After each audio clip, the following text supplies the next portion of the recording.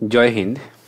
আজ আমরা ক্লাস 4-এর মেধা অন্বেষণ পরীক্ষা অর্থাৎ অল বেঙ্গল ট্যালেন্ট টেস্টের প্রশ্নটি সলভ করব।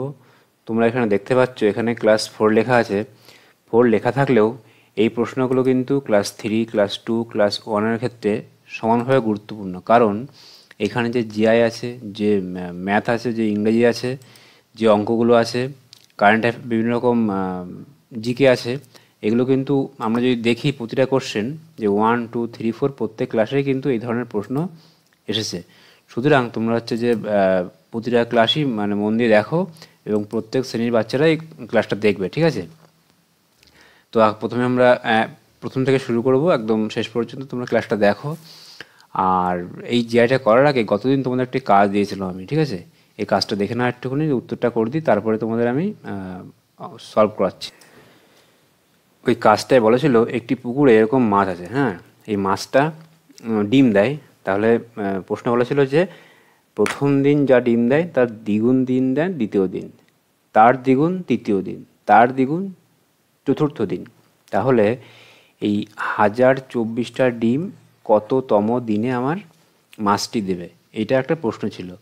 এইগুলো করার উদ্দেশ্য যে থিঙ্কিং অ্যাবিলিটি, বাচ্চাদের থিঙ্কিং অ্যাবিলিটি বৃদ্ধি করা। প্রত্যেকেই যে মানে ভাবনা চিন্তা কীভাবে আমরা বিষয়টা করতে পারি, এর অনেক নিয়ম আছে, কিন্তু নিয়ম করব না আমরা, এমনি বাংলা মানে এমনি যোগ বিয়োগের মাধ্যমে করব, ঠিক আছে? দেখো আমি আগে দিন সংখ্যাগুলো লিখে নিই, প্রথম দ্বিতীয় লিখি, ঠিক আছে? এবার দেখো নিচে আমি দিন সংখ্যা লিখেছি, যে প্রথম দিন, দ্বিতীয় দিন, তৃতীয় দিন, চতুর্থ দিন, ঠিক আছে? এইবার বলা ছিল কি, প্রথম দিন ডিম পারবে কটা? একটা, তাই না? প্রথম দিন একটি। দ্বিতীয় দিন কী হবে? এর দ্বিগুণ কত হবে? দুটো, তাই না? তৃতীয় দিন এর দ্বিগুণ কত হবে? চারটে, ঠিক। তারপরে চতুর্থ দিন এর দ্বিগুণ 8টা। পঞ্চম দিন এর দ্বিগুণ 16টা। ষষ্ঠ দিন এর দ্বিগুণ 32টা। বোঝা গেল? সপ্তম দিন এর দ্বিগুণ 32 দ্বিগুণ 64, তাই না? আচ্ছা, অষ্টম দিন 64-র দ্বিগুণ কত হয়? 128, তাই না? বোঝা গেল? প্রত্যেক দিন দ্বিগুণ হচ্ছে কিন্তু। নবম দিন এর দ্বিগুণ কত? 256, তাই না? নবম দিন কত? 256। দশম দিন কত হয়? 512। এর দ্বিগুণ, এই 256 দ্বিগুণ কত? 512। আমার ছিল কত? আমার ছিল 1024, না?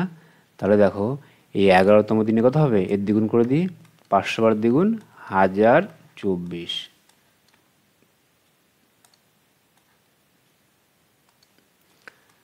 1024, বোঝা গেল? তাহলে 11তম দিনে আমাদের এই পুকুরের এই মাছটির ডিম সংখ্যা হবে মানে 1024টি ডিম পাড়তে পারবে। বোঝা গেল? তাহলে তোমরা যারা করেছো তারা প্রত্যেকে উত্তর ঠিক করেছো। তো দেখো এবারে আমরা প্রশ্নে যাই, প্রশ্ন দেখি কী আছে। আমরা মেন্টাল অ্যাবিলিটি টেস্টের অনেক ক্লাস দিয়েছি আলাদা করে, সেই ক্লাসটা দেখলেও তোমরা খুব সহজেই করতে পারবে, ঠিক আছে? এবার দেখো এখানে দেখো প্রথমে একটি উদাহরণ দেওয়া আছে, হ্যাঁ, প্রথমে একটি উদাহরণ দিয়ে দিয়েছে। এই উদাহরণ এইটা যদি এরকম হয় তাহলে নিচে কোনটা হবে? এখানে উত্তর দিয়েছে ডি, ঠিক আছে? তার নির্দিষ্ট একটা সিকোয়েন্সে আছে। এবার আমরা এগুলো ভালো করে বুঝে নেবো যে কোন সিকোয়েন্সে কাজ করছে এগুলো। দেখো এইখানে দেখো এই বক্সের দুটো চিহ্ন দেওয়া আছে, এরকম দাগ দেওয়া আছে, তার এগেনস্টে এটা। তার মানে কি, এই বক্সটা কি হয়েছে, এটা ঘুরিয়ে দুই সাইডের বাহু ছিল, ঘুরিয়ে এরকম বক্স মতো করা হয়েছে। তাহলে এটা যদি ঘুরিয়ে দেওয়া হয় তাহলে কেমন হবে? এই এ বি সি ডি কোন চিত্রটা আসবে, ঠিক আছে? যদি ঘুরিয়ে দেওয়া হয়, দেখো এই চার কোণা এটা হবে না, এটাও হবে না, তা কোনটা হবে? হয় এ নয় বি। এবার দাগটা মাঝখান বরাবর আছে না, তাই দাগটা মাঝখান বরাবর হবে, বি হবে উত্তর, ঠিক আছে? এও হবে না, কারণ এই দাগটা এরকম এসছে। বোঝা গেল? তারপরে দেখো দুই দাগটা দেখো, এর এগেনস্টটা যদি এটা হয় তাহলে এর এগেনস্টটা কী হবে? এখানে দেখো বক্স দেওয়া আছে, মানে লুডুর ছক্কা। এবার দেখো ভালো করে দেখো, যদি দেখতে ভালো করে দেখি আমরা দেখব যে দেখো এই চিত্রে এই কোণে দেখো কি আছে? একটি ভরাট করা চতুর্ভুজ, এখানেও তাই, এখানেও তাই। তাহলে এখানে বৃত্ত আছে, এটা হবে না।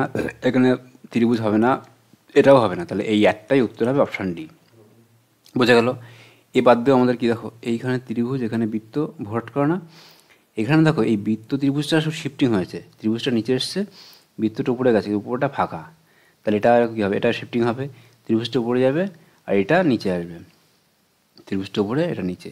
বুঝতে পারলে? এভাবে আমরা করলাম। তারপরে দেখো দাগেরটা দেখো, এইটায় কি হয়েছে, এইটা উল্টে গেছে, কিন্তু এই যে একটা যে বৃত্ত এটা উপরে উঠে গেছে, তাই না? আর দুটোটা নিচে এসছে, তাহলে এটাও কি উল্টে যাবে, এটা উল্টে গিয়ে কী হবে, এই দুটো আসবে নিচে, তাহলে তিনটে দেখো এই ত্রিভুজটা উল্টে গেছে, তাই না? এই যে এটার উল্টো এটা, তাহলে এটা উল্টো যাবে, উল্টে কোনটা আছে, এটার উল্টো দেখো, এইটা উল্টো,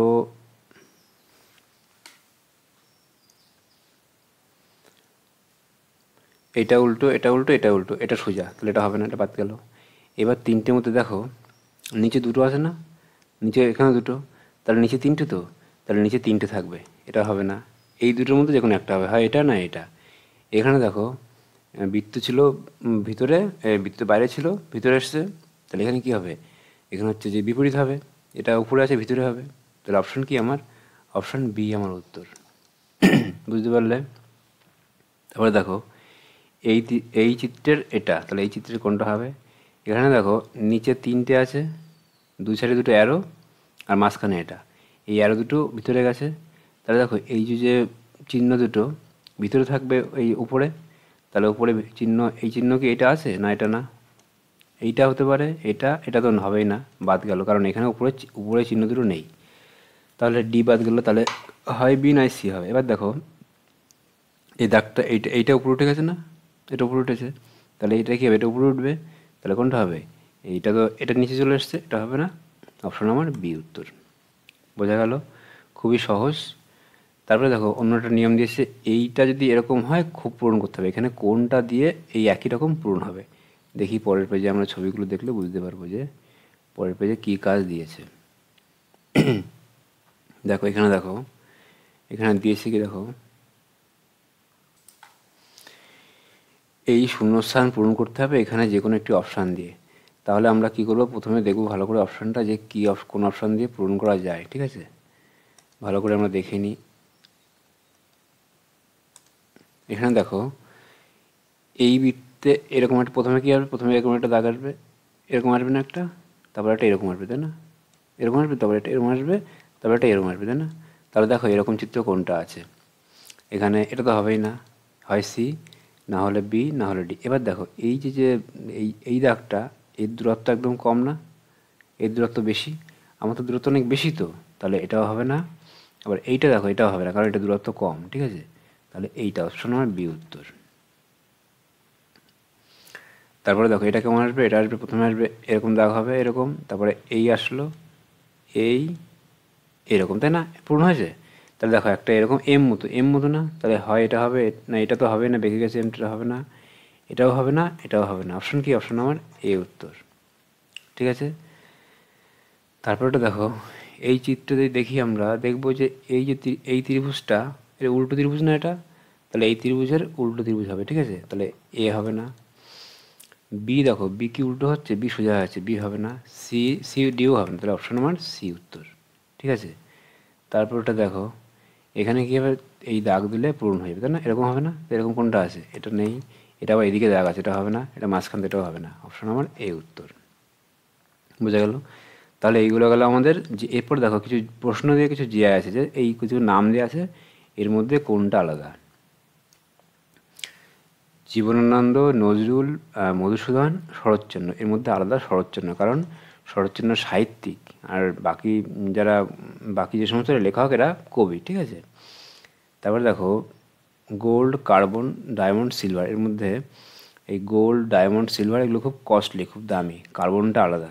বোঝা গেল? কার্বন কম, অপেক্ষাকৃত কম মূল্যবান। তারপরে দেখো 49, 63, 81, 71, যদি সব সংখ্যাগুলো দেখি আমরা দেখব যে এটা এই 71 মৌলিক সংখ্যা, কারণ 71কে কোনো সংখ্যা দিয়ে ভাগ করা যায় না।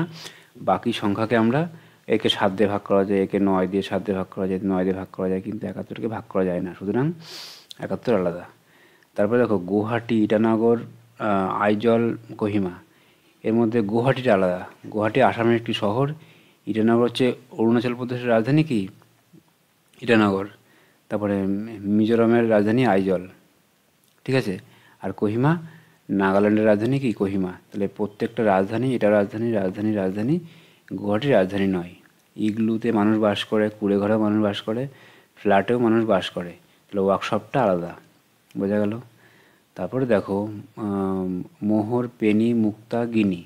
তাহলে মোহর, পেনি আর গিনি এগুলো সবই কিন্তু মুদ্রার বিভিন্ন নাম, বিভিন্ন দেশের বিভিন্ন মুদ্রার বিভিন্ন নাম, কিন্তু মুক্তটা কি, মুক্তটা আলাদা। তারপরে দেখো সুমিত্রা, কৌশল্য, কৈকেয়ী, সুপর্ণা, এর মধ্যে আলাদা হচ্ছে কি, আলাদা সুপর্ণা, বাকিগুলো সব চরিত্র। তারপরে দেখো আজকাল, বর্তমান, প্রতিদিন, আনন্দবাজার। যদি আমরা দেখি এগুলো প্রত্যেকে কিন্তু ভাববে যে প্রত্যেকটাই পত্রিকার নাম, কোনোটা আলাদা না, কিন্তু আমাকে আলাদা করতে হবে। আলাদা কী করে করবো আমরা? দেখো এইগুলো আমরা বিভিন্ন বাক্যে ব্যবহার করতে পারি। কি, আজকাল তোমার দেখা যায় না, বর্তমানে তুমি ভালো নেই, বর্তমানে কি হয়েছে, মানে এগুলো বাক্যে ব্যবহার করতে পারি আমরা। প্রতিদিন তুমি রুটি খাও, এই ধরনের মানে প্রতিদিন এইগুলোতে বাক্যে আমরা ব্যবহার করতে পারি, কিন্তু আনন্দবাজার এটা কি পত্রিকার নাম এবং এটা কিন্তু বাক্যে আমরা ব্যবহার করতে পারি না, সেই জন্য এটি আলাদা। তারপরে দেখো শুকতারা, শুক্র গ্রহ, ধ্রুবতারা, শুক্র গ্রহ। তার শুকতারা, সন্ধ্যাতারা, শুকতারা, ধ্রুবতারা, শুক্র গ্রহ। এই সন্ধ্যাতারা, শুকতারা, ধ্রুবতারা, শুক্র গ্রহ, এর মধ্যে ধ্রুবতারা আলাদা, কারণ কি, এই বাকিগুলো সবই শুক্র গ্রহের নাম, বিভিন্ন নাম, ঠিক আছে, কিন্তু ধ্রুবতারাটা আলাদা। দেখো পরের পেজে কি আছে, এখানে দেখো কিছু জিকে আছে। এই জিকের প্রশ্নগুলো আমরা জেনে নেব। আর এই জিকেগুলো কিন্তু শুধু মানে 1-এর জন্য, 4-এর জন্য তা না, কিন্তু সমস্ত ক্লাসের জন্য সমান গুরুত্বপূর্ণ। আমরা প্রতিটা শুধু 24 সালের প্রশ্ন এমনটি নয়, 24, 23, 22, 19 সমস্ত সালের প্রশ্নই সলভ করে দেবো। তোমরা যদি সবগুলো কোশ্চেন দেখো তাহলে পরীক্ষায় তোমাদের কোনো প্রশ্নে আটকাবে না। আর তারপরে দেখো জিকে প্রশ্ন কী আছে, সমুদ্রের ধারের আবহাওয়া কীরকম? সমুদ্রের ধারের আবহাওয়া কীরকম? নাতিশীতোষ্ণ, মানে না শীত না উষ্ণ, মানে গরমও না আবার ঠান্ডাও না, ঠিক আছে, খুবই মনোরম পরিবেশ সমুদ্রের ধারে। তারপরে দেখো পরের প্রশ্ন, লাল মাটির অঞ্চলের আবহাওয়া কীরূপ? লাল মাটির আবহাওয়ার আলোচনা কীরকম হয়? উষ্ণ হয়, উষ্ণ অঞ্চলের মাটি হয় লাল, ঠিক আছে। বিষ্ণুপুরের আরেকটি নাম কি? মল্লপুর। আমরা প্রত্যেকে জানি কি, বিষ্ণুপুরের অপর নাম মল্লপুর। জাদুঘরের ইংরেজি কী বলে? মিউজিয়াম, তাই না? ফরেস্ট মানে কি? জঙ্গল, বন। টেম্পল মানে মন্দির, তাহলে মিউজিয়াম মানে কি? জাদুঘর। খাবার তৈরি করার সময় উদ্ভিদ কোন গ্যাস বাতাসে মিশিয়ে দেয়? অবশ্যই অক্সিজেন। খাবার তৈরি করার সময় কী করে? অক্সিজেন মিশিয়ে দেয়। সূর্য মন্দির কোন সাগরের তীরে অবস্থিত? অবশ্যই বঙ্গোপসাগরের দিকে অবস্থিত। আমরা যদি ভারতের ম্যাপটা দেখি তাহলে দেখব আরব সাগরটা ওই পশ্চিম দিকে আর বঙ্গোপসাগরটা পূর্ব দিকে, সুতরাং পূর্ব দিকে বঙ্গোপসাগর। তারপরে দেখো পাকস্থলী থেকে খাবার কণা কোথায় আসে? অন্ত্রে আসে, ঠিক আছে। ধারালো নখ কোন প্রাণী? হাতির নেই, জিরাফের নেই, ভাল্লুকের আছে, ঠিক আছে, ভাল্লুকের ধারালো নখ। আমাদের খাবারের প্রধান উৎস কি? অবশ্যই উদ্ভিদ, প্রাণী না, উদ্ভিদ থেকে সমস্ত খাবার পাই। যে সকল প্রাণী আকাশে ওড়ে তাদের কী বলে? খেচর। খেচর মানে খতে, খ মানে কি? খ মানে আকাশ, খতে চড়ে তারা বলে খেচর, ঠিক আছে। নিঃশ্বাস কাকে বলে? শ্বাস নেওয়াকে না, যখন বাতাস ছেড়ে দিই আমরা, ঠিক আছে, বাতাস যখন ছেড়ে দিলাম এটাকে নিঃশ্বাস, এটা প্রশ্বাস। নেওয়াকে প্রশ্বাস, ছাড়াকে বলে কি? নিঃশ্বাস। বুঝতে পারছ? দেখো পরের পেজে কি আছে, এখানে দেখো সাধারণত পদার্থের কয় অবস্থা? সাধারণত পদার্থের অবস্থা 3 রকম, ঠিক আছে, কিন্তু আমরা বড় হলে জেনে যাব যে পদার্থের 3 অবস্থা না, পদার্থের 4 অবস্থা।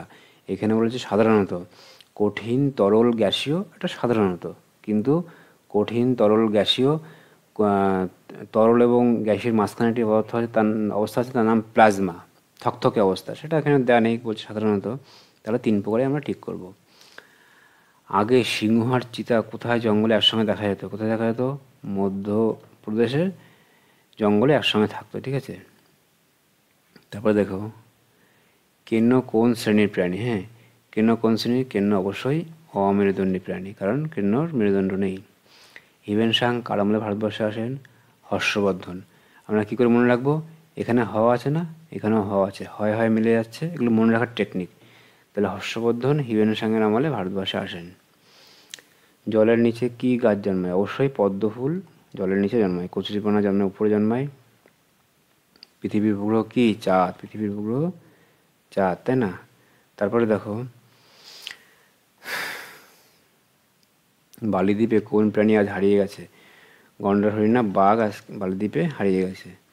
দূরবীন কবে আবিষ্কার হয়েছিল? 200-500 না, প্রায় 400 বছর আগে দূরবীন আবিষ্কার হয়েছিল।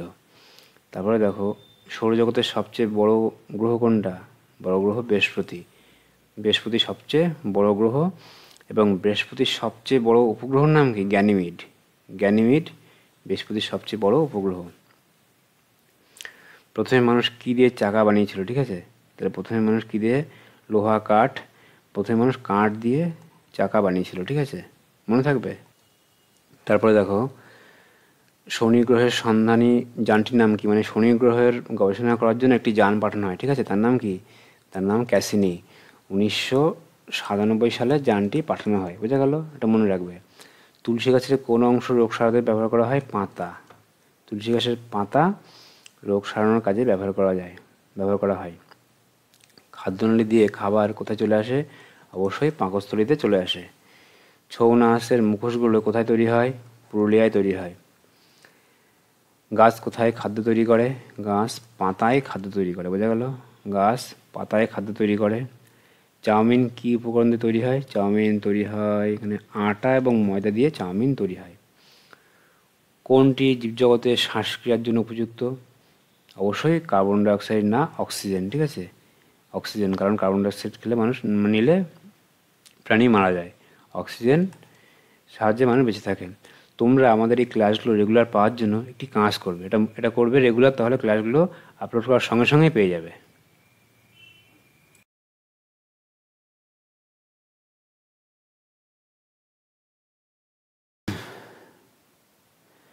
তারপরে দেখো পরের পেজে কী আছে, এখানেও কিছু জিকে দেওয়া আছে, ঠিক আছে, তা জিকেগুলো দেখেই আমরা। প্রথমে বলা আছে, দেখো, সূর্য মন্দিরে কতগুলো চাকা আছে? তাহলে কতগুলো? 12 জোড়া চাকা আছে, মনে থাকবে, 12 জোড়া চাকা আছে, আর 6টি ঘোড়া আছে। হ্যাঁ, ছটি ঘোড়া আছে, আর 12 জোড়া চাকা আছে, মনে রাখবে, এগুলো প্রশ্ন দিতে পারে। শ্বাসক্রিয়া কাকে বলে? বাতাস থেকে অক্সিজেন নেওয়া ও বাতাসে কার্বন ডাইঅক্সাইড ছেড়ে দেওয়ার কৌশলটা কি? শ্বাসক্রিয়া। আগে মানুষ কি দিয়ে ছবি আঁকতো? তাহলে রং তুলি, মোম না, তা কাঠকয়লা, জন্তু জানোয়ারের চর্বি মেশানো মাটি। হ্যাঁ, এটা দিয়ে ছবি আঁকতো। কাঠকয়লার কালি, জন্তু জানোয়ারদের চর্বি মেশানো মাটি দিয়ে ছবি আঁকতো। তারপরে দেখো, ভারতের জাতীয় মিষ্টি কি? ভারতের জাতীয় মিষ্টি জিলিপি। হ্যাঁ, এই জিলিপি বলো, যাই বলো না কেন, এটা ভারতের জাতীয় মিষ্টি, সন্দেশ, রসগোল্লা সব না। তারপরে দেখো, কৃষ্ণনগরের কোন মিষ্টি বিখ্যাত? সরভাজা, কৃষ্ণনগর সরভাজা। বর্ধমানের সীতাভোগ, এগুলো বিখ্যাত। পৃথিবীর সবথেকে বড় পাখি কি? বড় পাখি কোনটা? বড় পাখি হচ্ছে যে উট পাখি। পৃথিবীর সবথেকে বড় পাখি কোনটা? উট পাখি। নিচের কোন গ্যাস বাতাসে মিশলে বায়ু দূষিত হয়? সিএফসি, ক্লোরোফ্লুরোকার্বন, সিএফসি, ঠিক আছে, অক্সিজেন, নাইট্রোজেন কোনোটাই না, সিএফসি, ক্লোরোফ্লুরোকার্বন বাতাসে মিশলে বাতাস দূষিত হয়। মধ্যপ্রদেশে কি বিখ্যাত? অবশ্যই ভুট্টা এবং ডাল মধ্যপ্রদেশের বিখ্যাত, মনে থাকবে, মধ্যপ্রদেশের ভুট্টা এবং ডাল বিখ্যাত। আরবাড়ি জঙ্গল কোথায় অবস্থিত? আরবাড়ি জঙ্গল পশ্চিম মেদিনীপুরে অবস্থিত, ঠিক আছে, আরবাড়ি জঙ্গল পশ্চিম মেদিনীপুরে। ভারতবর্ষের বৃহত্তম রাজ্য আয়তনে? অবশ্যই রাজস্থান আয়তনের বৃহত্তম। টিপু সুলতান মসজিদ কোথায় অবস্থিত? কলকাতায় টিপু সুলতান মসজিদ অবস্থিত। Statue of unity? অবশ্যই গুজরাটে, ঠিক আছে। স্ট্যাচু অফ ইউনিটি কার মূর্তি? সর্দার বল্লভভাই প্যাটেলের মূর্তি, ঠিক আছে, স্ট্যাচু অফ ইউনিটি। তাহলে কোথায় অবস্থিত? গুজরাটে। কার মূর্তি? সর্দার বল্লভভাই প্যাটেলের মূর্তি। তারপরে দেখো, লসাগু কথার সম্পূর্ণ অর্থ কি? সম্পূর্ণ লঘিষ্ঠ সাধারণ গুণিতক, বোঝা গেল, লঘিষ্ঠ সাধারণ গুণিতক। লঘিষ্ঠ সাধারণ না, এখানে গরিষ্ঠ হতো তখন গসাগু হতো, গরিষ্ঠ সাধারণ গুণনীয়ক কি? এটা গ যদি হতো, গরিষ্ঠ, তখন কি? তখন সাধারণ, তখন গসাগু, কিন্তু এটা কি? লসাগু। তারপরে দেখো, 144 এবং 120 এর গরিষ্ঠ সাধারণ গুণনীয়ক কত? মানে গসাগু কত?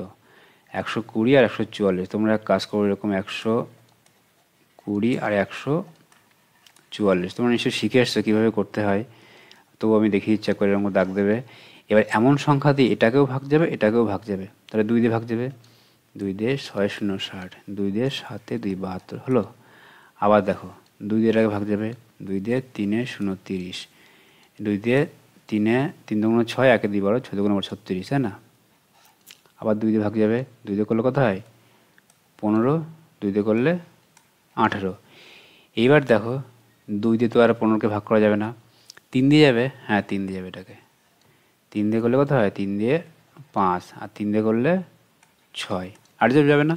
এবার দেখো কোনো সংখ্যা যখন গসাগু করব তখন শুধুমাত্র এই বাইরেরগুলো গুণ করব। গসাগু কোনটা? এই বাইরেরগুলো গুণ করলে কি হবে গসাগু। আর যদি পুরোটা গুণ করে দিই, পুরোটা এই সব ভিতরের পুরোটা, এই নিচে যা আছে 5 6 এই দুটো সব একসঙ্গে গুণ করি, তাহলে কি হবে লসাগু। মনে থাকবে, যদি এইটার সঙ্গে এইটা এটুকুনি গুণ করি কত হবে গসাগু। 2 দুগুণ 4, দুগুণ 8, 3 8 24, তাহলে 24 কি আমার গসাগু। আর যদি বল লসাগু তখন কি হবে, এইগুলোর সাথেই 5 এবং 6ও গুণ করতে হবে, ঠিক আছে। এবার দেখো অনেকে ভুল করে কি, অনেকে ভুল করে এখানে, ধরো এখানে 3টে সংখ্যা দেওয়া আছে, তাহলে দুটোর মধ্যে গেল, একটার মধ্যে গেল না, তখন কিন্তু হবে না। গসাগু বার করতে গেলে কিন্তু আমার এই 2 দিয়ে এটাকেও ভাগ যাবে, এটাকেও ভাগ যাবে, আবার এখানে যদি কোনো সংখ্যা থাকে তাকেও ভাগ যেতে হবে, তখনই গসাগু, এই বাইরেরগুলো গুণ করলে গসাগু হবে। এই বাদ দিয়ে অনেক নিয়ম আছে, সেগুলো তোমাদের পরে যখন ক্লাস করাবো আমি, তখন আমি শিখিয়ে দেবো। এখন যেহেতু প্রশ্ন সলভ করাচ্ছি আমি, তাড়াতাড়ি উত্তর করি। 24, ঠিক আছে। 25 এবং 15-এর লঘিষ্ঠ সাধারণ গুণনীয়ক কত? এই গুণনীয়ক না তো গুণিতক, গুণিতক। লঘিষ্ঠ সাধারণ গুণিতক কত? 25 এবং 15। তাহলে কি হবে, এমন সংখ্যা হবে যা 25 দিয়েও ভাগ যায়, 15 দিয়েও ভাগ যায়। তাহলে 25 আর 15 লসাগু করি আমি, 25 15 25, 5 দিয়ে করি, 5 দিয়ে কোথায় 3, 5 দিয়ে 5। এবার কি করব, লসাগু করার সময় সব গুণ করে দেবো আমি, ঠিক আছে। 5 গুণ 3 15 গুণ 5 75 হলো। 75 কি আমার লসাগু। কত সহজ না? দেখো পরের অঙ্কগুলো কি আছে।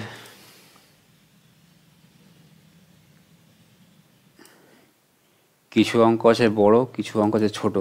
আমি চেষ্টা করব অঙ্কগুলো যতটা সম্ভব করিয়ে দেওয়ার, কিন্তু যদি পুরো ব্যাখ্যা করে করি না তাহলে ক্লাসটা 1-1.5 ঘন্টা হয়ে যাবে, ঠিক আছে। আমি তোমাদের বলে দেবো, তোমরা সেভাবে ভালো করে শুনবে, শুনে নিজেরা খাতায় করবে, ঠিক আছে। আমি পদ্ধতিটা বলে দেবো। এবার দেখো বলেছে যে একটি শ্রেণীতে কি আছে, এখানে একটি শ্রেণীর ছাত্রছাত্রী প্রত্যেক সারিতে 6 জন করে দাঁড় করিয়ে 4টি সারিতে দাঁড় করানোর পর দেখা গেল যে একজন এক্সট্রা রয়ে গেল, ঠিক আছে। প্রত্যেক সারিতে কতজন দাঁড় করালে একজনও অবশিষ্ট থাকতো না। তাহলে দেখো আমি প্রতিটা সারি, একটা সারি, একটা সারি, একটা সারি, 4টে সারি, এখানেও 6 জন, এখানেও 6 জন, এখানে 6 জন, এখানে 6 জন। এই দাঁড় করানোর পরে দেখা গেল যে একজন আমার এক্সট্রা রয়ে গেছে, তাই না। তাহলে আমি প্রতি সারিতে কতজন দাঁড় করালে কেউ এক্সট্রা থাকতো না, তখন কী করতাম আমি যোগ করি, মোট কজন ক্যান্ডিডেট কজন আমার, যোগ করলাম 6 আর 6 12 আর 6 18 আর 6 24, আর আগে 25 না, তাহলে 25 জন। তখন আমি কি করব, এই 25কে আমি দেখব যে কতগুলো সারিতে দাঁড় করালে একজনে এক্সট্রা থাকবে না। তাহলে আমি কি করব, আমি সারি করে দেবো 5টা, এখানেও 5, এখানেও 5, এখানেও 5, এখানেও 5, এখানেও 5, যোগ করে দেখো 5 5 25 না। তাহলে প্রতিটা লাইনে 5 জন করে দাঁড়ালে 5টি সারি হতো এবং একজন এক্সট্রা থাকতো না। সেটা কোনটা, এটা। তাহলে প্রত্যেক লাইনে 5 জন করে দাঁড় করানোর কথা। তারপরে দেখো 10 জন বালিকার গড় ওজন 25 কেজি, তাদের 5 জনের গড় বয়স 20 হলে অবশিষ্ট 5 জনের গড় কত? তাহলে এক কাজ করবো, আমি প্রথমে কী করবো, প্রথমে এই যে 10 জনের গড় কত 25 না, তাহলে মোট বের করে নেবো। তাহলে 25 গুণ 10 কত হয়, 25 গুণ 10 250 কেজি। ওই ক্লাসের সমস্ত বালিকার মোট ওজন 250 কেজি। তার মধ্যে 5 জনের কত 20 কিলো না, তাহলে 5 গুণ 20 কত হয় 100 কিলো। তাহলে 5 জনের ওজন কত 100 কেজি। তাহলে সবার মোট কত, মোট 250 কেজি। তাহলে এক কাজ করি, এর থেকে 100 বাদ দিলে কত পেলাম আমি 150, তাই না। এই 150 কজনের ওজন, 150 বাকি 5 জনের ওজন, বোঝা গেল। এই 150 কতজনের ওজন, কারণ এখানে তো 5 জনের ওজন পেয়েছি আমরা, কত 5 জনের ওজন 100 কিলো। তাহলে বাকি 5 জন, তাহলে 150কে আমি 5 দিয়ে ভাগ করি, 5 30 150। তাহলে আমাদের বাকি যে স্টুডেন্ট তাদের গড় ওজন 30 কিলো। তোমরা আমার কথাটা নিশ্চয়ই শুনেছো, বুঝেছো। তোমরা খাতায় ভালো করে করবে, কারণ পরপর সব করে গেলে না খুব সমস্যা হবে, ঠিক আছে। তারপরে দেখো 20 টাকা 25 পয়সা এবং 29 টাকা 25 পয়সা গড় কত। তোমরা এরকম 20 টাকা 25 পয়সা, তাহলে দেখো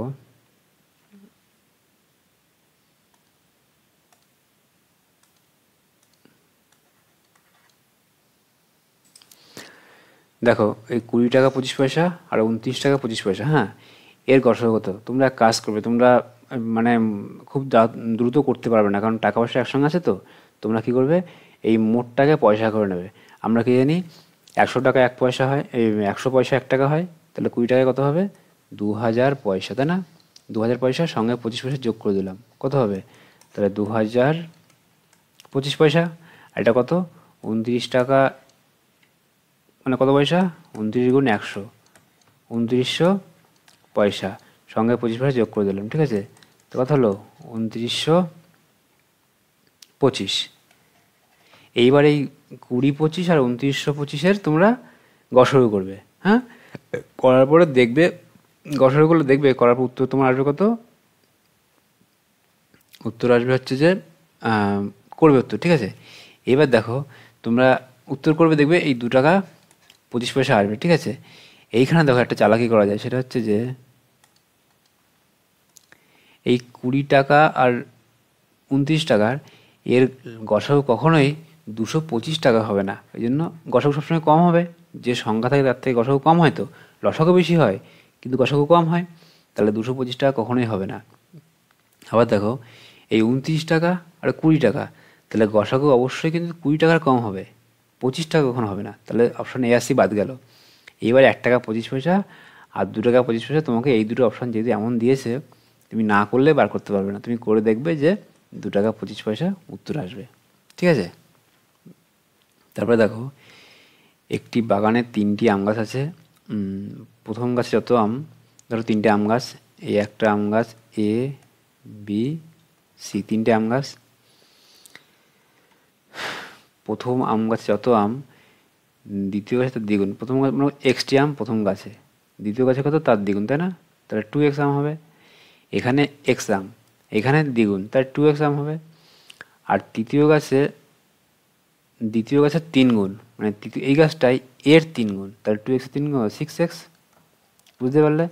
এবার আমি ধরলাম, অনেকে ভাববে কি হবে, এক্স ধরেছে মানে অনেক অনেক কঠিন অঙ্ক, তা না, আরে এক্স না, মানে ক, ক হতে পারতো, ক 2ক, ওখানে 6ক, তুমি যাই দাও, ক খ এ বি সি ডি, বা এখানে একটা, এখানে যে যে কোনো সিম্বল ধরতে পারো, কোনো সমস্যা নেই।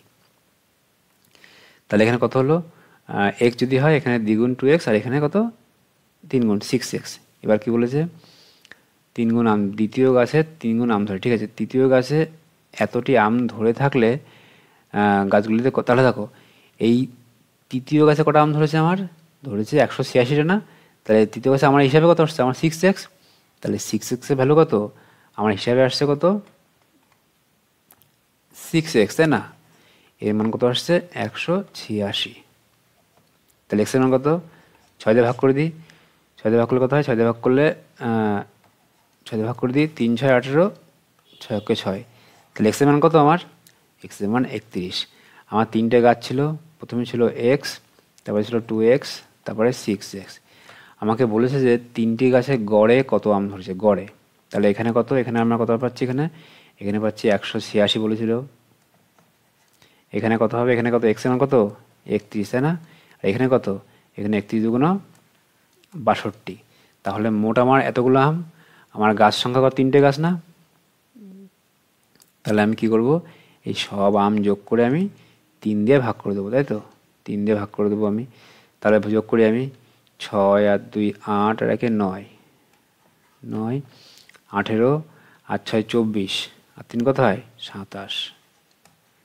3 দিয়ে ভাগ করে দিই, 3 নং 27, 3 3 9, তাহলে গড়ে কত, গড়ে 93, গড়ে আমার 93টি করে আম গড়ে প্রতিটা গাছে ধরেছে। গাছ মোটামুটি ভালো। তারপরে দেখো 1 থেকে 10-এর মধ্যবর্তী সংখ্যাগুলির গড় কত।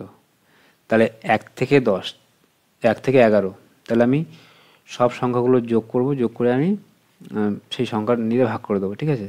দেখো 1 থেকে 10, 1-এর পর থেকে, তাই না, 1 থেকে মানে হচ্ছে গিয়ে 1 থেকে 11-র মধ্যবর্তী সংখ্যা, তাহলে কত হবে? 2, 3, 4, 5, 6, 7, 8, 9, 10। 11 কিন্তু না, কারণ এই 1 থেকে 11-র মধ্যবর্তী সংখ্যা। এবার যোগ করি, তোমরা যোগ করে এবারে 2 আর 3 5 আর 4 9, আর 5 14 আর 6 20 আর 7 27, আর 8 35, আর 10 45, আর 9 54।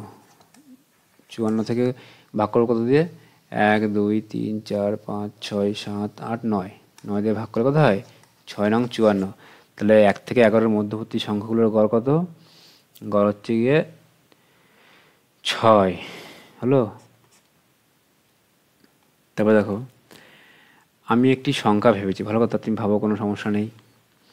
সংখ্যাটিকে আমি 13 দিয়ে গুণ করলাম, গুণফলের সাথে আমি 13 যোগ করলাম, যোগ হলো 65, খুব ভালো কথা।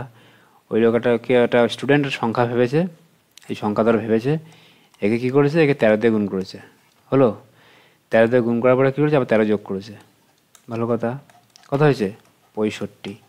সংখ্যাটি কত? ও, খুব ভালো কথা। তাহলে এক কাজ করো, এই 13-র সঙ্গে এক্স গুণ করলে কত? 13x হয় না? 13x, এটা যোগ আছে না?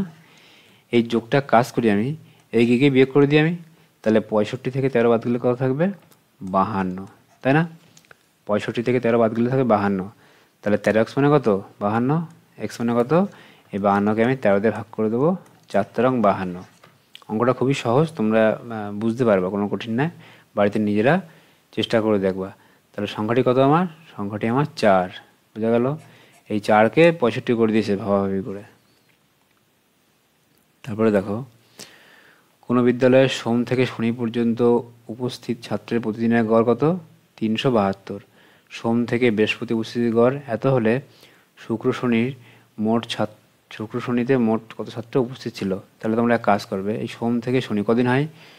সোম থেকে সোম, মঙ্গল, বুধ, বৃহস্পতি, শুক্র, শনি 6 দিন হয় না? তাহলে গড় কত? গড় 372। তাহলে 372 গুণ 6, এত বাচ্চা মোট। এবার দেখো আমার কি বলেছে? সোম থেকে বৃহস্পতি, তাহলে সোম, মঙ্গল, বুধ, 4 দিন। তাহলে 4 দিনের গড় কত? 360। তাহলে 4 গুণ 360 হলো।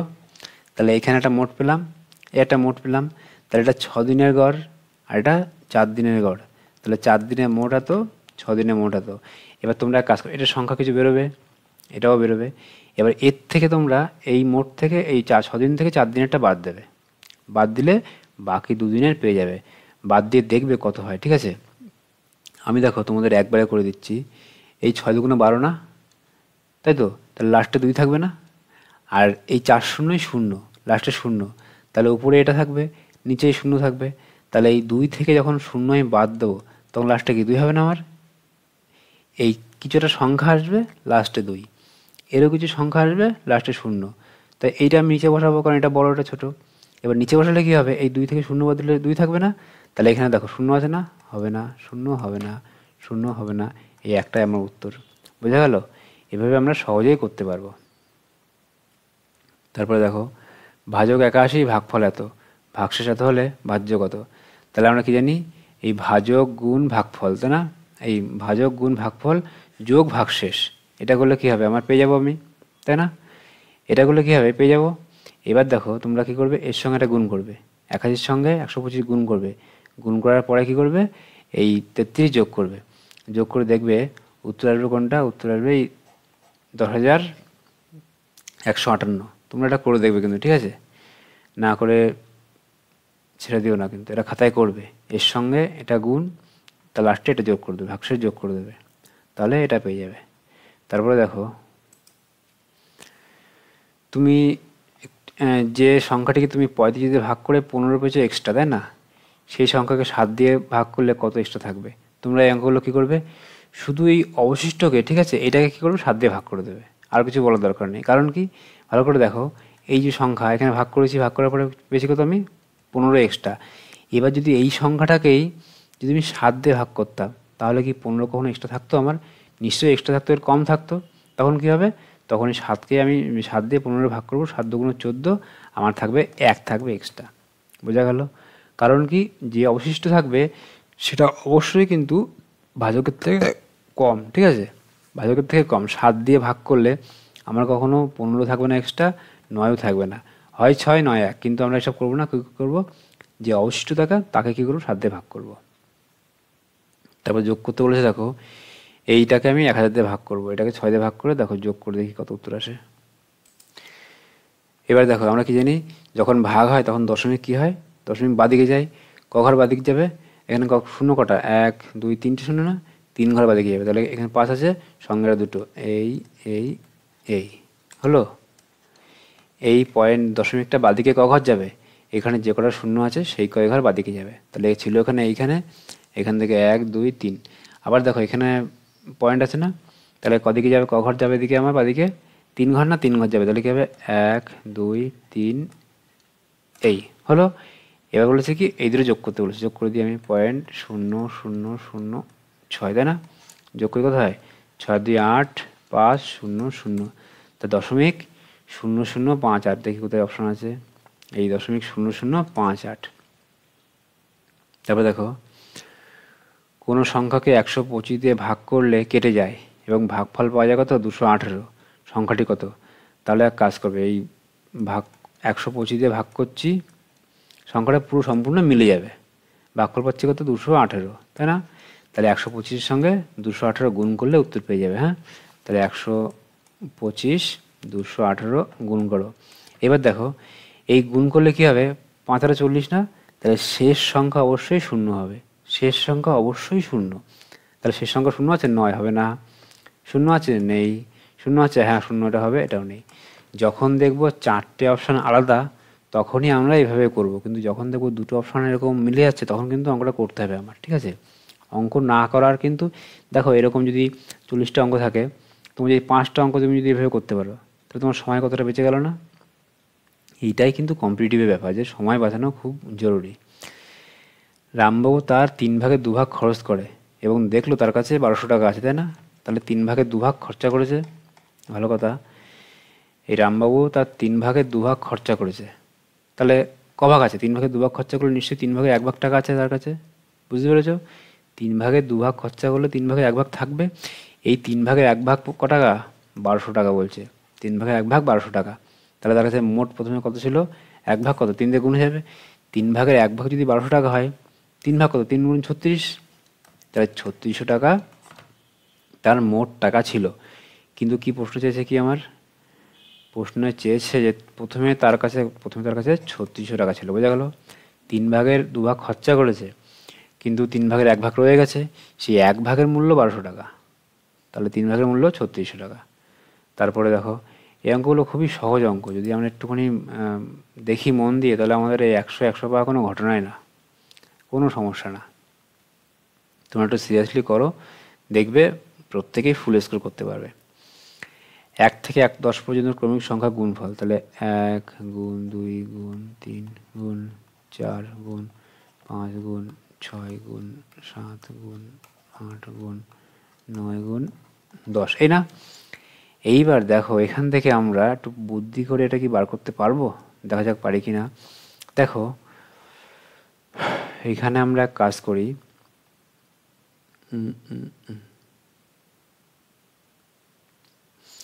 দেখো এই 10 না, এই 10 তো, তাহলে 10-এর সঙ্গে যে কোনো সংখ্যা গুণ করি না কেন, শেষে একটি শূন্য আসবে, বোঝা গেল? 10-এর সঙ্গে যে কোনো আমরা সংখ্যা গুণ করি না কেন, একটি শূন্য আসবে। আবার দেখো এই 5-এর সঙ্গে যে কোনো জোড় সংখ্যা, এই 2 হোক 4 হোক 6 হোক, যে কোনো জোড় সংখ্যা গুণ করলে আরও একটি শূন্য আসবে, তাহলে শেষে আমার দুটো শূন্য হবেই হবে। হ্যাঁ, কিন্তু এই 8 9 এই 1000 হবে না, আমার 1000 কখনোই হবে না, কারণ 1000-তে বেশি হবে, তাহলে আমার এটা উত্তর হবে না, কারণ শেষে 2 আছে। এবার 62 800 আর এদিকে 36, তার মানে এখানে কোনটা হবে? এইবার দেখো আমরা কিন্তু শিখে এসছি কি, 9 দ্বারা ভাগের নিয়ম শিখে এসছি না, সাম অফ ডিজিটস যদি 9 দিয়ে ভাগ যায় তাহলে সেই সংখ্যাটা 9-এর গুণিতক। তাহলে এটা কি 9 দিয়ে ভাগ যায়? তবে 6 আর 2 8 আর 2 10 আর 18 না, এটা দেখো 6 আর 2 8 আর 2 10 আর 18, 9 দিয়ে ভাগ যায়। 6 আর 2 8, এই 6 আর 3 9 আর 2 11, 11 আর এদিকে 16 27, এটাও 9 দিয়ে ভাগ যায়। তাহলে এই দুটো অপশনের মধ্যে আমরা ফেসে গেলাম। কিন্তু আমি আরও বুদ্ধি খাটায় দেখি,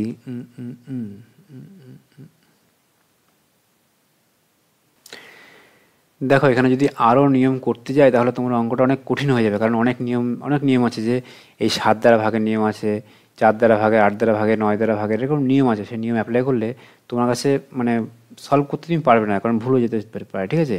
সেজন্য কী করবে, ডাইরেক্ট গুণ করবে, কি এরকম 3 দুগুণ 6, 4 6 24, 5 24 120, তাহলে 120, আর এদিকে 6 7 42, আর 8 নং 72, তাহলে 72 42 120 গুণ করলে দেখবে উত্তর আসবে এইটা, ঠিক আছে। তোমরা এটা করবে, না হলে ওই বেশি মানে যেহেতু তোমরা করোনি তো, ওটা করতে গেলে ভুল হওয়ার সম্ভাবনা অনেক বেশি হবে। তারপরে দেখো এই সংখ্যাগুলোর মধ্যে সবচেয়ে ছোট কোনটা, হ্যাঁ, তাহলে এগুলো করার নিয়ম কি দেখো, ছোট করার নিয়ম অনেক। তোমরা কি করো, তোমরা করো যে এরকম লসাগু করো, করে তলাটা সমান করো, উপরেরটা দেখো কোনটা ছোট। আমরা এক কাজ করব, ঠিক আছে, আমরা ওইভাবে করবো না, লসাগু করবো না, সময় বেশি লাগবে, আমরা খুব সহজে করব, ঠিক আছে। দেখো কীভাবে করব। এবার দেখো 3টে ভগ্নাংশ দেওয়া আছে, 3 4, 8 15, 27 30। এটাকে আমি ছোটো করে নেবো, 3 দিয়ে ভাগ করে দেবো, 9, 3 দিয়ে ভাগ করলে 10, তাহলে 10 9, 15 8, আর 4 3। এইবার আমি এক কাজ করবো, ঠিক আছে, দেখো খুব সহজে করবো। সেটা কীভাবে, এই কোনাকুনি গুণ করবো, কোনাকুনি, ঠিক আছে।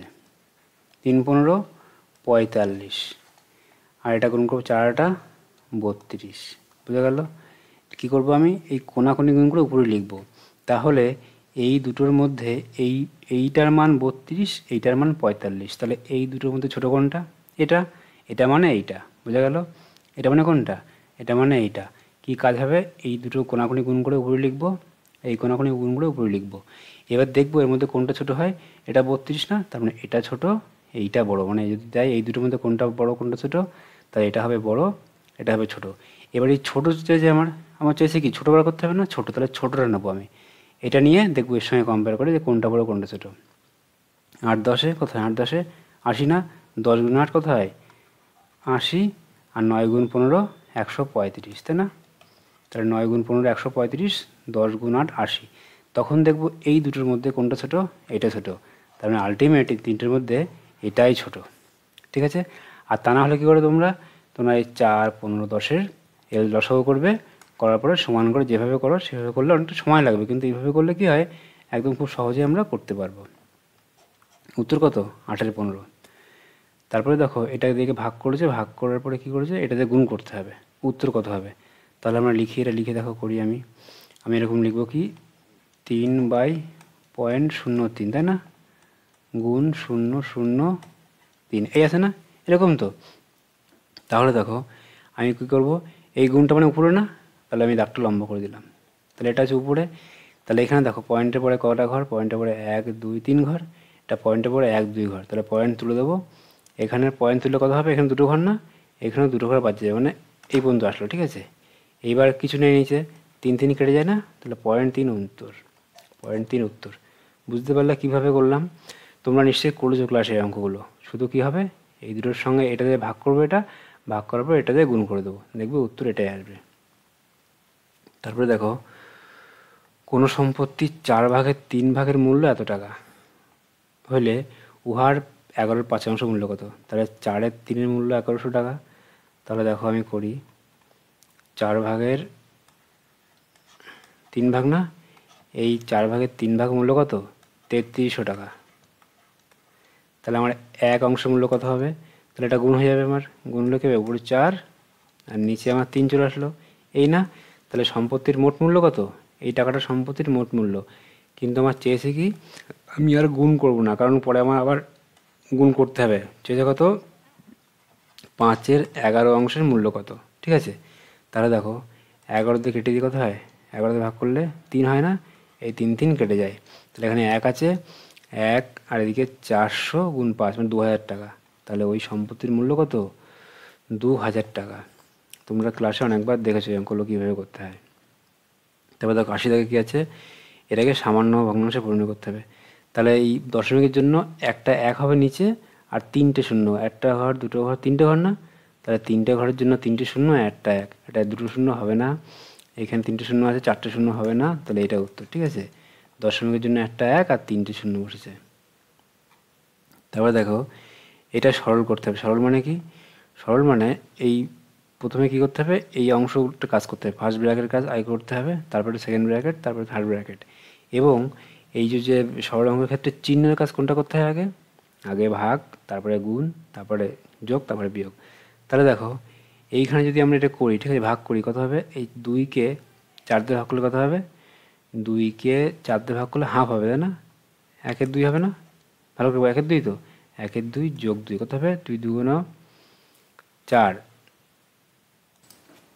এবার দেখো এখানে আমি লিখে করলাম, এই 2কে আমি 4 দিয়ে ভাগ করলে কত হয়, হাফ হয় না, 1-এর 2, তাহলে 1-এর 2 যোগ 2 কত হয়, 2 2 4 1 5-এর 2, তাহলে 5-এর 2 আসছে এখানটায়, ঠিক আছে। এবার দেখো এটা ব্র্যাকেটের বাইরে না, এবার কি হবে, এই 5-এর 2টা বাইরে আছে, মানে এখানে এই ভিতরে 5-এর 2 আছে, এখানে 2, তাহলে 2 ভাগ 5-এর 2, তাহলে কী হবে, আমি কী করবো, 2 গুণ 5-এর 2 করবো, এটা উল্টে যাবে, এটা 2 গুণ কী হবে, 2 গুণ 5-এর 2টা উল্টে যাবে, 5-এর 2টা উল্টে কী হবে, 2 গুণ 2-এর 5, তাই না, এটা উল্টে যাবে, তাহলে কত হবে, উপরে হবে 4, নিচে 5, তাহলে এই 2টা থাকবে 2 যোগ 4-এর 5, তাই না। এবার দেখো এটা কী হবে, যোগ করলে কত হয়, 5 2 10 আছে 14, তাহলে 14/5, এই 2 ভাগ আছে না, তাহলে এখানে কি লিখবো, 2 গুণ 5-এর 14, কেটে যায় না, এটা 2 দিয়ে কেটে কত 7 হয়, তাহলে উপরে 5 নিচে 7, তাহলে 2 যোগ উপরে 5, উপরে কত, উপরে 5 আর নিচে 7, তাই তো। তাহলে দেখো উপরে 2 যোগ উপরে 5 নিচে, তাহলে 7 2 14 19 না, তাহলে 19/7 হলো। এবার দেখো 1 ভাগ আছে না, তাহলে 1 ভাগ 19/7 মানে কত, 1 গুণ 7/19 কত হবে, উত্তর 7/19 উত্তর, ঠিক আছে। দেখো এটা করলে এইভাবে আসবে, তাহলে উত্তর কত আমার, 7/19। দেখি নিচে কী আছে, উত্তর অপশানটা দেখি কোনটা ঠিক আছে, এখানে নেই, এটা 7/19 হবে, ঠিক আছে, এটা 7 19 তো, তাহলে 7/19 উত্তর হবে। তারপরে দেখো এখানে কি আছে, এখানেও সরল অঙ্ক দিয়েছে, এখানে 2-এর থেকে কি হবে, 1.06 বিয়োগ হবে, তাহলে বিয়োগ করলে কত হয়, বিয়োগ করলে, বিয়োগটা তোমরা করবে, ঠিক আছে, এর সঙ্গে বিয়োগ করবে, বিয়োগ ফলকে আবার এটা দিয়ে 0.25 দিয়ে গুণ করবে, ঠিক আছে, এই বিয়োগ ফলকে কী করবে, বিয়োগ করলে কত হয়, 0.94, ঠিক আছে, কত হয়, 94 হয়। এবার 94 কী করবে, 25 দিয়ে গুণ করবে, গুণ করবে, গুণ করার ফলে যা হবে তার থেকে কী করবে, 1.7 বিয়োগ করবে, ঠিক আছে, 1.7 বিয়োগ করবে, বিয়োগ করে দেখবে উত্তর আসবে 0.65, 65 উত্তর আসবে। হ্যাঁ, তোমরা কী করবে, আগে এই বিয়োগটা করলে 94 হলো 94, এই 0.94 এর সঙ্গে 25 গুণ করবে, গুণ করার পরে এই লাস্টে কি 1.7 বিয়োগ করবে, দেখবে এটা আসবে। তোমরা নিজেরাই খাতায় করবে, কারণ যত অঙ্ক করাতে যাবো তত ক্লাসটা অনেক বড় হয়ে যাবে, অলরেডি প্রায় 30 মিনিট হয়ে গেছে। তারপরে দেখো এখানে কি আছে, এখানে একটা যোগ আছে, যোগ করার পরে কী হবে, এটাতে ভাগ বিয়োগ করতে হবে, তাহলে যোগ করে দেখি, আমি একবারে করছি যোগটা, ঠিক আছে, লসাগু কত, লসাগু 24, তাই না, তাহলে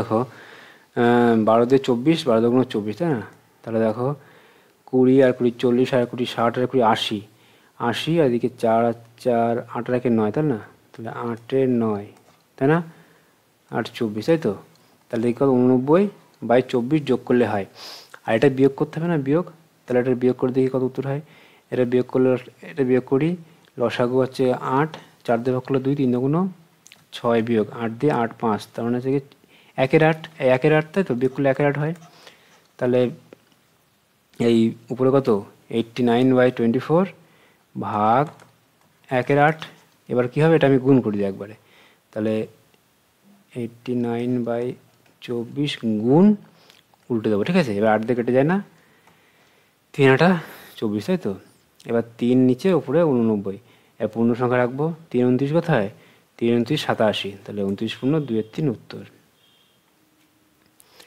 তবে এই 0.76 মানে 0.76 1/4 4 কত, তাহলে এইটা গুণ এইটা, 4 দিয়ে কেটে কোথায় 0.19। তারপরে দেখো তোমার মামা তোমাকে এত টাকা, মা এত টাকা দিলেন, তুমি ওই টাকা থেকে এত টাকা বল কিনলে কত টাকা থাকবে, তাহলে এই দুটো যোগ করো, ঠিক আছে। এবার যোগ করলে তুমি তো যোগ কীভাবে করবে, দেখো যোগ করো এইভাবে, এখানে তুমি 7 এটাকে এইভাবে যোগ করো, ঠিক আছে, তাহলে সুবিধা হবে তোমার।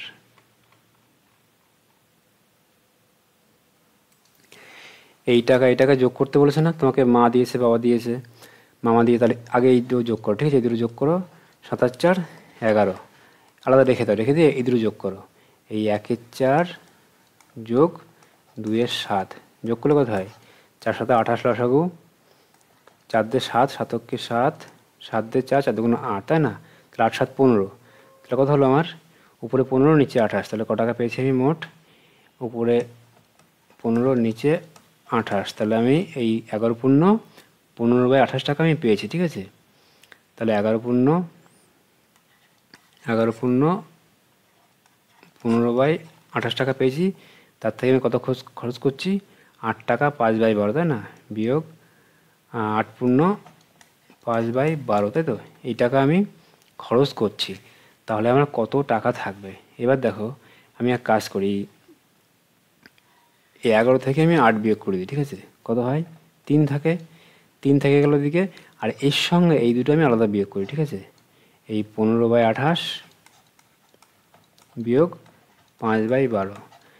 এবার তোমরা এক কাজ করো, এই 28 আর 12 লসাগু করতে হবে, কিন্তু এবার খাতায় করবে, করে দেখবে লসাগু আসবে কীরকম বলো তো? এই 4 গুণ 7 গুণ 3। আমি কিন্তু আর লসাগু করলাম না, কারণ কি আমি জানি 4 7 28, আবার 3 4 12 না, তাহলে হয়ে যাচ্ছে আমার। এবার 28কে তুমি 28 দিয়ে ভাগ করো, ওটাকে 4 7 28 থাকবে 3, 3 পূর্ণ 45, তাই না? বিয়োগ, আর 12 দিয়ে ভাগ করো, 12 দিয়ে 12 বাদ দাও, 3 4 12 না, 7 থাকবে, 7 5 7 35, তাহলে 45, এখানে কত? 35 বিয়োগ করলে 10 হবে, তাহলে নিচে 10, তাহলে নিচে কত? ওই উপরে 10, আর নিচে কত? এই 4 গুণ 7 গুণ 4 গুণ 7 গুণ 3, আমি 2 দিয়ে কেটে দিই, 2 দিয়ে 5, তাই না? তাহলে উপরে 5, নিচে 7 দুগুণ 14, 3 14 42, আমার 3 পূর্ণ, কারণ এদিকে 8 থেকে 11 থেকে 8 যাওয়ার জন্য 3 ছিল আমার, 3 পূর্ণ, এদিকে আমার 3 পূর্ণ, আর এখানে কত? উপরে 5, নিচে 7 দুগুণ 14, 3 14 42, তাহলে উপরে 5, নিচে 42, 3 পূর্ণ, তাহলে 3 পূর্ণ 5/42 টাকা আমার কাছে এখন আছে। দেখে নিই অপশান কোথায় আছে এটা। এই তো, এটা অপশান এ, 3 পূর্ণ উপরে 5 নিচে 42, এত টাকা আছে।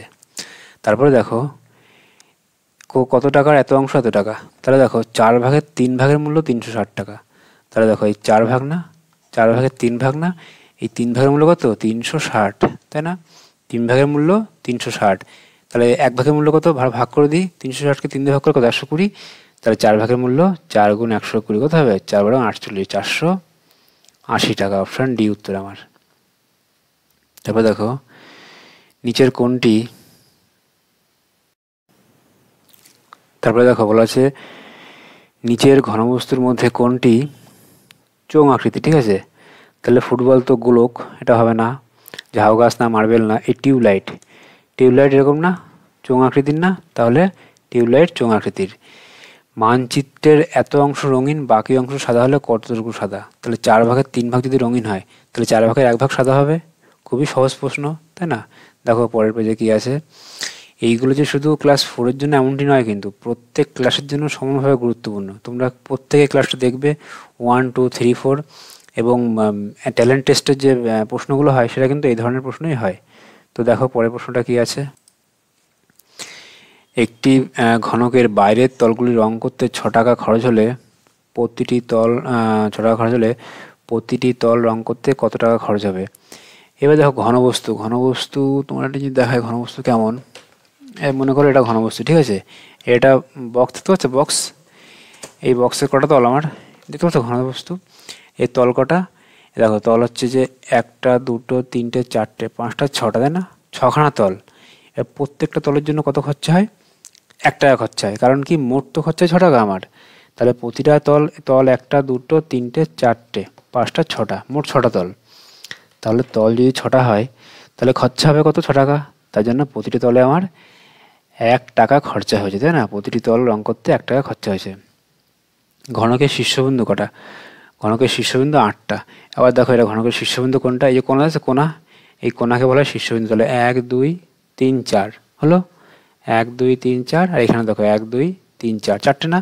তাহলে 4টা 4টে 8টা, তাহলে ঘনকের শীর্ষবিন্দু কটা? 8টা, মনে থাকবে। তারপরে দেখো কিছু জিকে জিকে দিয়েছে এবং কিছু বাংলা অঙ্ক সব মিলিয়ে দেওয়া আছে কিছু প্রশ্ন। আমরা দেখে নিই এগুলো কীরকমভাবে করতে হবে। ক্যাপ্টেন স্কট প্রথম কবে দক্ষিণ মেরুতে যাত্রা করে? তাহলে কবে দক্ষিণ মেরু যাত্রা করে? 1901 সালে দক্ষিণ মেরু যাত্রা করে। সন্ধি বিচ্ছেদ করতে হবে আর1, তাহলে কি হবে সন্ধি বিচ্ছেদ কী হবে? এটা r+1, ঠিক আছে। তারপরে দেখো নদী পথের ভ্রমণ কাহিনীতে কোন নদীর কথা বলা হয়েছে? কোন নদীর কথা বলা হয়েছে? ব্রহ্মপুত্র নদীর কথা বলা হয়েছে। তোমরা এটা নিশ্চয়ই জানো প্রত্যেকে। ক্যাপ্টেন স্কট কত সালে দক্ষিণ মেরুতে উপস্থিত হয়? ঠিক আছে, তাহলে দক্ষিণ মেরুতে কত সালে উপস্থিত হয়? তোমরা এটা যদি ভালো করে দেখো তাহলে 1912 সালে দক্ষিণ মেরুতে উপস্থিত হয়। তারপরে দেখো সন্ধি বিচ্ছেদ অশ্বারোহী, তাহলে অশ্বযুক্ত আরোহী, কোনটা আছে? অশ্বযুক্ত আরোহী। তারপরে দেখো কনভারসেশন, এর বাংলা কি? কনভারসেশন মানে হচ্ছে কথোপকথন, ঠিক আছে, মানে দুই ব্যক্তির মধ্যে কথোপকথন কি বলে? কনভারসেশন। চেঞ্জটা কি বলে? পরিবর্তন। আলোচনার ডিসকাশন বা ডিসকাস। অবস্থা মানে কি? কন্ডিশন বা স্টেট, ঠিক আছে, কন্ডিশন বা স্টেট এটা না, এটাও না, কথোপকথন কনভারসন। তাহলে the rat dash enter dash the hole, মানে বাইরে থেকে কিছু ভিতরে প্রবেশ করলে কি হয়? ইন্টু বসে। বাইরে থেকে কোনো কিছু ভিতরে প্রবেশ করলে ইন্টু হয়, ইন্টু, মনে থাকবে, ইন্টু। তারপরে দেখো এইখানে কতগুলো লেটার দেওয়া আছে, এগুলো সাজিয়ে একটি ওয়ার্ড করতে হবে। তাহলে কি হবে? এটা স্ন্যাশ, SNATCH। স্ন্যাশ মানে কি? ছিনিয়ে নেওয়া, কার কাছ থেকে কেড়ে নেওয়া, কি বল? স্ন্যাশ। নির্দেশ সূচক ওয়ার্ডকে ইংরেজিতে ব্যাকরণে কি বলে? নির্দেশ সূচককে কি বলে? বলো, কি বলে? ভার্ব বলে, ভার্ব, ঠিক আছে। নির্দেশ সূচক ওয়ার্ডকে ভার্ব বলে। বাংলা থেকে ইংরেজি লেখো শালিক মার্টিন, আমরা আগে অনেকবার পড়েছি মার্টিন, তাই না? মার্টিনকে কি বলে? শালিক। মার্টিন মানে শালিক পাখি। তাহলে আজকে আমরা ক্লাস 4-এর 100 নম্বরটি সেট করলাম। এরপরে আমরা 24 সাল, 23 সাল, 22 সাল, 19 সালের প্রশ্নগুলো দেবো। তোমরা যদি সমস্ত প্রশ্ন ঠিক করে যাও, দেখবে 100% স্কোর করা কোনো সমস্যাই না। যাই হোক, প্রত্যেকে ভালো থাকবে। জয় হিন্দ।